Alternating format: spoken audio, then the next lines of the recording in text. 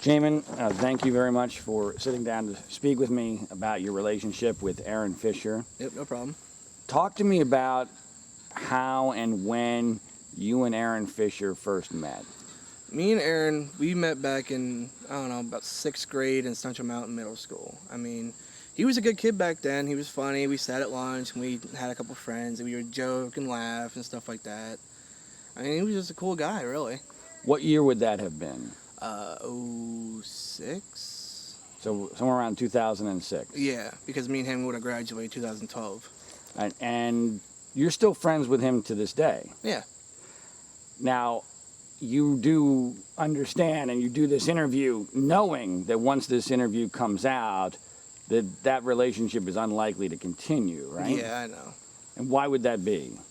Well, me talking to you, for one, I mean, I know he doesn't really care for you. Really? That's shocking. Yeah, shocking.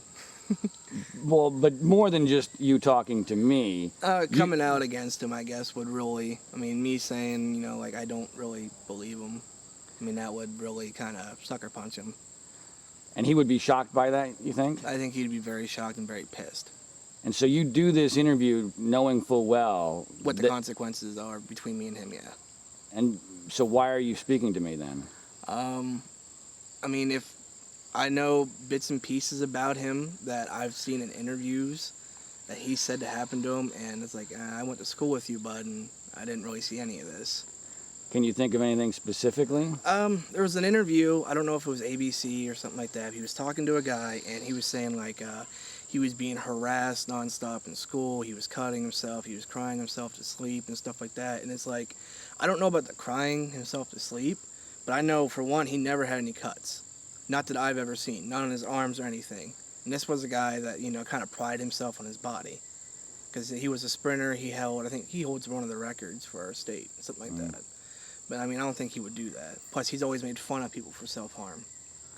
So when you saw the ABC interview with Chris Cuomo, I think that's what it was. There were some things that said, whoa. Yeah, it stood out, and it's like, wait a minute. It didn't make sense to you? No, like, it clicked, and I was like, wait a minute, man. It's like, I had quite a few classes with you over the years. I spent a lot of time with you in school. It's like, I don't remember any of this here, bud. Now, what about that interview in general? Because it seemed to me, not knowing Aaron, that it was very odd that he would not look Chris Cuomo in the face at all. In fact, he kept looking. I noticed that, like, he kept going like this, and looking down. His eyes would shift, and I mean, I don't know if it was his nerves. I don't know, but I mean, I know from a fact that everyone says, okay, well, if you can't look someone in the eyes, you're usually lying. Or if you're really fidgety, or. Did it seem like Aaron to you in that interview? No, Aaron. The Aaron I know, the Aaron that I grew up with and I was friends with, he always kind of seemed like a strong, proud, confident man, you know? Something like, not in that interview. Like, he kind of played himself off as, like, a weak individual, and it's like, that's not Aaron. No, that's not Aaron. Right, the narrative was that Aaron, this poor innocent little kid, had been taken advantage of by Jerry Sandusky, and that's not the kid you remember, is it? No. Aaron's always been like, not egotistical, but more along the lines of like just happy-go-lucky, proud, you know, stuff like that. Like, he's always been like this big persona kind of guy. Always, from the moment you met him. Yeah, he's always kind of like talked big and stuff like that. So let's go back then to 2006 when you guys first started to become friends in middle school or whatever it was called there. 6th grade, I guess, right? Yeah, that's about when that happens to be the year when Aaron, although his timeline has shifted many times, so it's kind of hard to tell exactly when he says the abuse started and when it stopped. But that appears to be the year when this abuse at the hands of Jerry Sandusky begins. Did you see any sign at all in 2006, 7, or 8 that something was going very wrong with Aaron Fisher? Some indication that something wasn't right at home? No, I didn't see anything. He would always come to school and act like he was. Like, everything just seemed to be fine in his life. Like, we would always sit down at lunch, sit in the classroom, do work, joke, you know, tell a few jokes back and forth about each other and other people and stuff like that. But, I mean, nothing like he would never come in and someone would make a joke and he would just snap. No, nothing like that. So there was nothing that indicated to you, boy, there's something really wrong in this kid's life. No. To me, it's always been like, damn, he must have a really good life. I mean, he's always coming in here, big smile on his face, and always happy and always in a good mood. And I don't know how much you know of the details, but allegedly, according to at least one version of Aaron's story, for 3 years, he was being forced to engage in oral sex with Jerry Sandusky by his estimation, under his testimony, 100 times. Now, does the Aaron Fisher that you know and knew then, does he seem like the kind of kid that would endure that kind of abuse without pushing back, fighting back, without... No. No, like I said, he's always been like an outspoken person. If something like that would have happened, he would have told people. It's like, hey, listen, this guy was doing this to me. And how do you know that? Why do you feel that way? I mean, that's honestly just how I feel, like, because he's always been, like, I guess, like, open-minded. Like, he's always, like, said whatever he thought. If he thinks something, he'll tell you. Yeah, I mean, he just has no filter. Well, I've noticed when he's threatened me, one of the things that I've been kind of confused by is that a guy, along with his mother, who is willing to call the police on me for simply sending him Facebook messages, wouldn't have called the police on Jerry Sandusky before 100 times of oral sex. Exactly. That's what I mean. Now that everything's done, I've researched it a little bit, and I've seen your website and stuff, and I sat there and thought of it. It's like, wait a minute, it's like this don't make sense. And when did you start to realize this didn't make sense? Probably, like, there was a year before I really started even, like, talking to you about everything. Like, I saw the Facebook post my friends were sharing of your website and stuff like that. I actually watched the interview, or heard the interview, I should say, with Theron and his father. Mm-hmm. And I'm sitting there like, you know, it does make sense. Like, then I started watching some of his ABC interviews and stuff like that. And it's like, okay, yeah, this does not, like, none of it adds up. So let's go back to the 2006 to 2008 time period. Would you say that you're, like, best friends? I mean, what would be the level of your friendship with him? In 06 to 08, our middle school years, we were pretty good friends at that point. I mean, we probably weren't best friends. We became best friends, I would probably say, in, like, 9th, 10th grade is when we really started becoming a lot closer, because we had a lot more time together in school. Now, that's the time period when Aaron starts to make his allegation. The grand jury investigation begins. Did you have any knowledge or suspicion at all at that point that something was going on? No, actually, no. I had no idea. Aaron never mentioned anything to you? No, nothing about Sandusky, nothing about no trial. Did he ever mention Jerry Sandusky to you at all? Do you ever even remember him mentioning Jerry Sandusky? I think not in, like, a bad way. Maybe once or twice when we were talking about football. Because, I mean, I'm a big football person. Not so much college, but more like NFL. And I remember one night I was talking about a game, and we started talking. I'm like, oh, yeah, you know, someone's telling me about Penn State and blah, blah, blah. And I don't know, I think maybe we touched upon it once or twice. But nothing like, oh, well, Jerry Sandusky's done this to me, or, you know. And he never said anything bad about Jerry? Never. Not that I can okay, remember. So how did you first find out that Aaron Fisher was victim number one in the Jerry Sandusky case? Well, I hate saying it, but it was probably a year after I graduated in 13 that I actually started seeing a post on Facebook. So wait a minute, even during the trial, you didn't know? I knew I knew a little bit about the trial, but I really don't pay attention to that stuff, because I just don't really trust most media nowadays, because they only ever focus on bad things. So I tend not to go out. I tend not to take interest.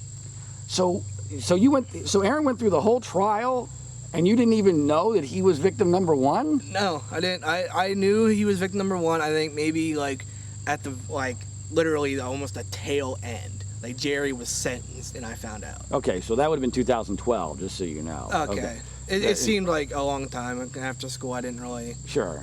Yeah. It would have been the summer after. It was like after the summer, fall, something like that. And then his book comes out. Yeah. Later that year. And that's actually one thing I kind of realized, because we were playing PlayStation one night, and we were playing with a bunch of friends, and someone bought his book and wanted him to autograph it. And I was like, what book? He was like, oh, I wrote a book and so forth, and like trying to play it off. And I was like, what? So I got on the internet and I looked it up. I was like, oh, well, thanks for telling me. So how shocked were you? Very. I'm not even joking. I was actually really shocked. Like, I was like, no, there's just no way. I never thought, like, for one, this would happen. Not to a friend of mine. Sure. And then to realize it was someone from Penn State. I mean, that school was, especially around my part, you know, we're in central Pennsylvania, that has a really big influence around here. You can't go anywhere in this state without seeing Penn State something. Sure. I mean... But away from the part that you couldn't believe the larger aspect of it, what about the fact that your friend for so many years had gone through this and never given you any indication at all that this was part of his life? I wasn't mad at that. I was like, okay, you know, I can understand. I mean, if something like that would happen, I mean, I would kind of keep it away from my friends for a little bit until I really... Sure. So at this point, you're believing him. Yeah, I actually believed it for a while there until I started actually watching the interviews and stuff after I found your site. Did you ever happen to read the book? No. You should read the book. I know, I should. I was going to buy it, and I didn't have any money at the time. Well, I mean, the book is pretty hilarious. Is it? Well, it paints a very different picture of Aaron than the one that you paint. I mean, Aaron is a poor, innocent, defenseless little kid. I don't know about poor, innocent, or defenseless, but, I mean... If that's how they want to paint him, I mean, they can try. I won't believe it. Yeah. Now, let's talk about other aspects of Aaron. A lot of people close to Aaron have told me that Aaron and his mother are both, or always have been, very money-focused. That Aaron has always had this dream of buying lots of cars, and that money has always been a big motivator for him. Is that your experience? A little bit, yeah. I mean, he's always talked about like these really like high-end cars that you would see on like the, you know, movies. Like a billionaire would have like 100 Ferraris, and he goes, "Oh, I would want that," and stuff like that. I mean, we all wish and we all want stuff, you know. It's whatever. Do you think that money could have been a motivator for him in this? I think anyone, really. Not even just him. I think anybody. They saw the money in that, they would want to jump on board. Do you think that your generation might have a different view of that than older generations? Yeah. Why do you say that? It just seems like people around my age, all they want is money. Money this, money that. They want to afford like these high-end things they don't even need. I mean, me, I'd rather have fun. I don't always need money. I mean, nowadays you do need money, pay bills, pay taxes, and stuff like that. But I actually just recently started working, and now that I have money, my life's not really any different. So you think that someone of your generation, it wouldn't be very difficult to lie for money if the price was right? Yeah. Now, what about Aaron and his relationships with girls? Because I've had a lot of people tell me, first of all, that Aaron engaged in relationships with girls very early on in his life. That's what he's always said. He said he lost his virginity, I think, around 12. 12, I think. Which would have been like that. Which would have been the same time period in which the abuse with Jerry Sandusky allegedly began. Yeah. Now, you say that he claims that. It sounds like you don't necessarily believe him. I mean, you know how guys are when they talk about sex and stuff. They always exaggerate a little bit, and it's just human nature. But this was clearly not regardless of whether he was really having sex at 12, which I mean, if he was, whatever. Right. Not my life. No, I understand that, but here's why it's important. First of all, if he was, that's interesting because he clearly understands fully sex. Oh yeah, he's always understands sex. And the book, and in some of his interviews, he's tried to portray himself as a little bit more naive and, oh, I didn't really know, and what would Jerry was do. Okay. You don't buy that? No, not for an instant. Because he talked about sex a lot, didn't he? He's all through high school years. He's always talked about these different girls he's hooked up with, and till this day, he gloats. He prides himself on it that he slept with 300 women. 300? Yeah, something like that. Where did you get the number 300? That's what he said. He says he literally has a list, like a little black book. You know that old joke, the little black book? Yeah. He says he actually has a list of all these different women. And he claims to have had sex with... And he used the number 300? A couple hundred, yeah. One time I think it was 2, one time I think it was 3. So he's been exaggerating it, but he has a list of some... Apparently he has a list. I've never seen the list. I've asked him to see the list, and he just... So he keeps names and... supposedly, yeah. Of the however many hundreds of women he's allegedly had sex with. Yeah. And he told you that he lost his virginity at 12. Around 12. And you would agree with those who say that Aaron is hypersexed. I mean, he... Hyper libido, yeah. I mean, he's... I mean, I've known his last girlfriend, the kids to his mother to his kids, Sharon. Ooh, sorry, I went to burp. But I know her, and they used to tell me all the time about how much sex they've had. I mean, that was just one. This was one of his girlfriends? Yeah. You know, he has 2 kids now. Right. Yeah, well, I know the mama of the kids. Right. And when they were together, they used to tell me all the time about all these different sexual things they did, all the little outfits she has, and... Now, they're not getting along very well these days, are they? No. Good Lord, no. They hate each other. Any idea why? Not really. I mean, I know they broke up. I know there were some harsh words exchanged, and I know when they were together, they used to fight frequently. And I mean, not just like, talking. No, they actually used to scream at each other. I don't know about any abuse. I'm not saying that he abused her, no. But I just know that he yelled at her a lot. She yelled at him a lot. Well, this leads me to another aspect of Aaron's personality. He's made threats against me, essentially threatening to kill me. He's made threats against other people. Does the Aaron you know seem like a violent person? Does he seem like somebody who believes that violence is an appropriate or potentially acceptable way to fix things or to deal with things? A little bit, yeah. I mean, I know he's always talked about fights he's been in and stuff like that, and knocking kids over desks and over cars and stuff like that.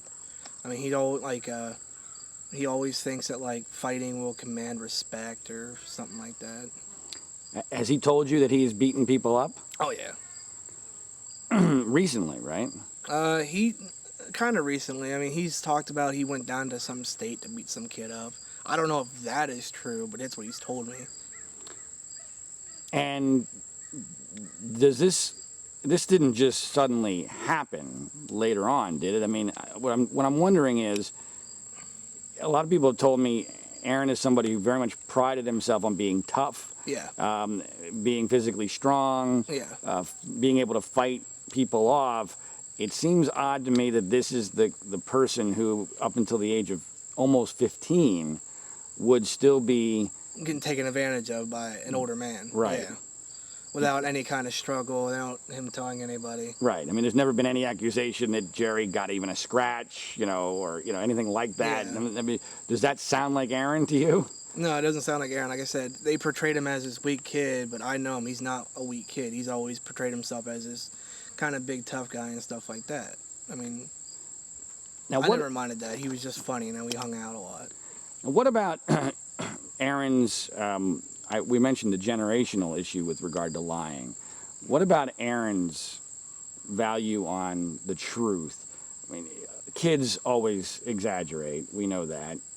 It sounds like you believe Aaron was exaggerating in some areas, especially in the sexual realm. Yeah, especially in the sexual realm. And perhaps in the realm of beating people up, we don't know. Although he certainly talks a good game. But how trustworthy would you say Aaron is in general? I think it all just depends on the subject. I mean, a lot of times when we'll talk about just different things in general. I mean, usually we talk over PlayStation. We'll talk about games. We'll talk about cars. We'll talk about girls. And it just all depends on what subject we're talking about is how much I trust him. Cars, yeah, a little bit. He does know his cars. Women, a little bit. I mean, I don't know exactly what he's all done in his life. He said he's done a lot. Fighting, I think he could hold his own, so I trust him a little bit. The thing with Sandusky, not really a whole lot. Just because it just, like I said, nothing adds up. Especially the way we portray him as that weak kid. No, that's not Aaron. What about the influence of his mother?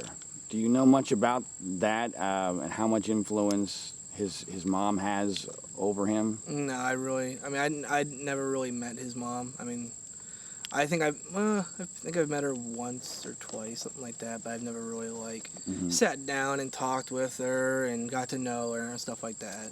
Because whenever me and Aaron would hang out, we would get into a car and we would go. Now, with regard to how important Aaron's story is to this larger narrative, now that you've researched it a little bit, do you understand the significance if, in fact, Aaron did lie about Jerry Sandusky? Yeah, I understand. What would you say that significance is? A lot, actually. I think it would really kind of help. I mean, if Aaron is lying, I don't know if he is or not. It's just I know what about his school life. But if he is lying, because I know he's supposed to be this huge, huge piece of it.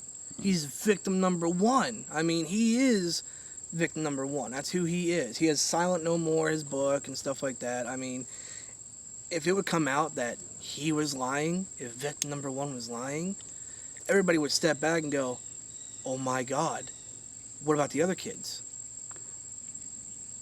You know, if he's lying, what about the other ones?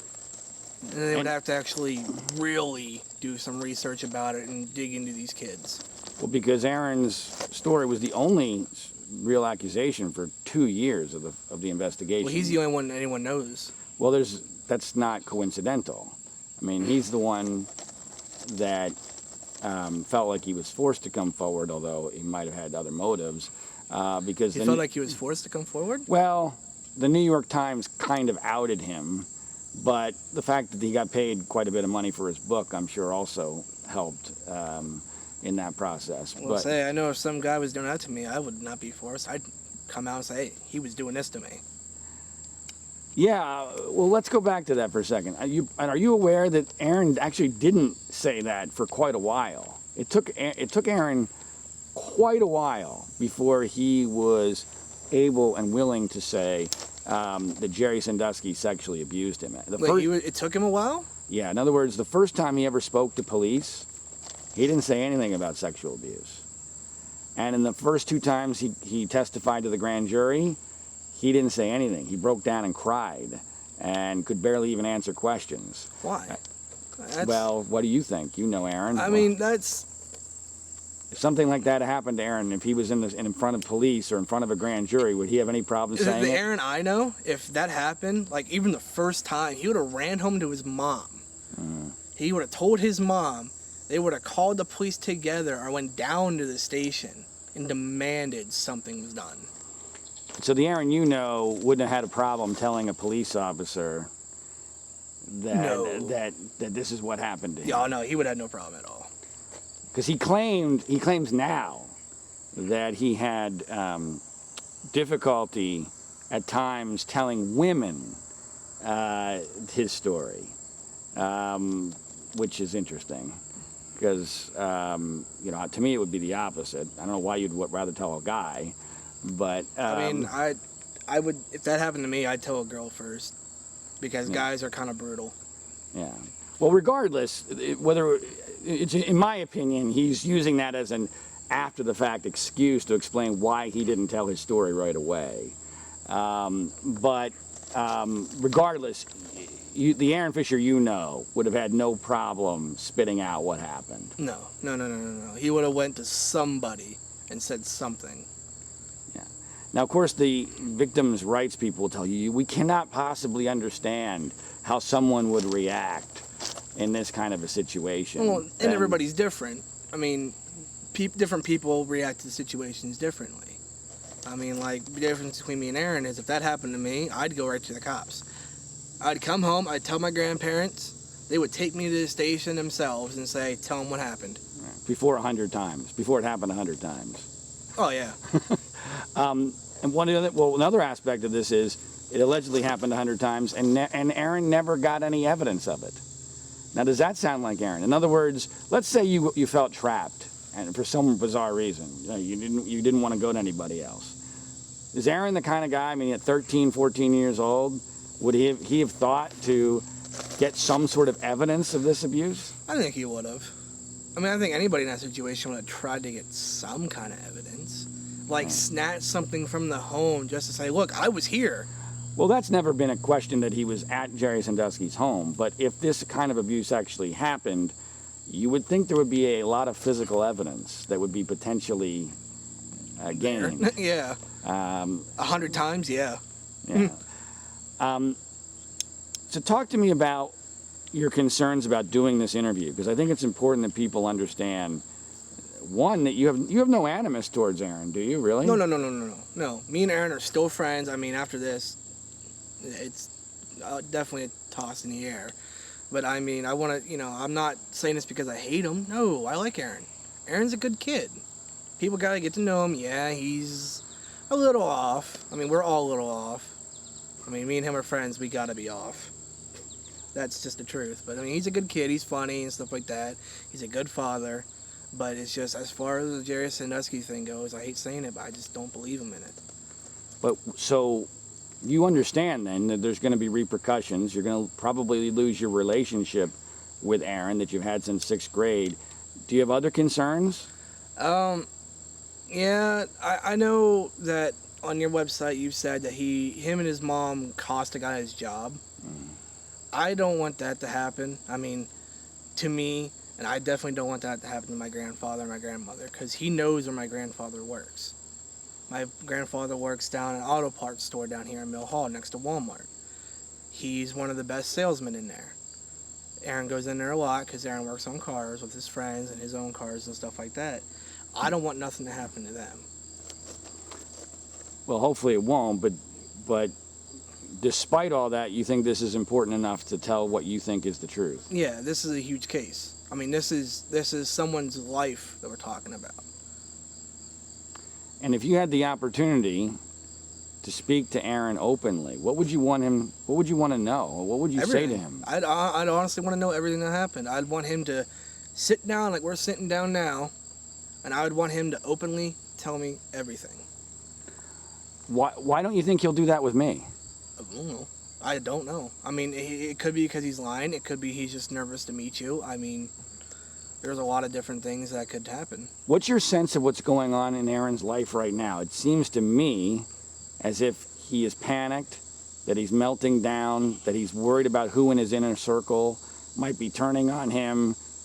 He's threatening people. I believe he's vandalizing the cars of people who have spoken to me. The state police are investigating him for that. This seems to me as if it's consistent with a guy who is afraid. What's he afraid of? I think he's afraid of being found out that he's lying. Afraid that he's finding out his life is falling apart before his very own eyes. He's going to lose everything. That's what he's afraid of. If this comes out and it is true that he is lying, not only will he lose all of his money, he'll lose everything. He'll lose his kids. He'll lose his house, his cars. He'll go to prison. Because I know he will, because I don't know what the law is actually called, but he lied in a court. He took an oath and lied. I mean, right there is, one of the rules he's broken right there. Well, in a normal case, everything you just said would be true. In this case, all the normal rules are off. Because, really? Well, because the news media and the authorities have a very perverse incentive to maintain the status quo narrative. Okay. So he might be afraid of some of that, but the reality is I doubt any of that's going to happen anytime soon. But the more important part is you agree that Aaron's behavior is consistent with a guy who is panicked and melting down. I mean, yeah. I mean, I've seen the Facebook post. He's threatening people. He's threatening to literally run people over with his truck if he even suspects them of following his mom or his girlfriend or fiance, whatever the hell they are. Or speaking to me. Or speaking to you. You going to be on the lookout for Aaron's truck now once this comes out? I'm not afraid of Aaron at all. I have no reason to be. I mean, he can try, but he won't come close to even scratching me. Anything else you want to say? I mean, that's all I really have to say. I mean, I hate saying it, Aaron's a good friend of mine. He's still a good friend of mine, and I hope even after this we can still be friends. I mean, I know that might sound strange, but he is a good kid.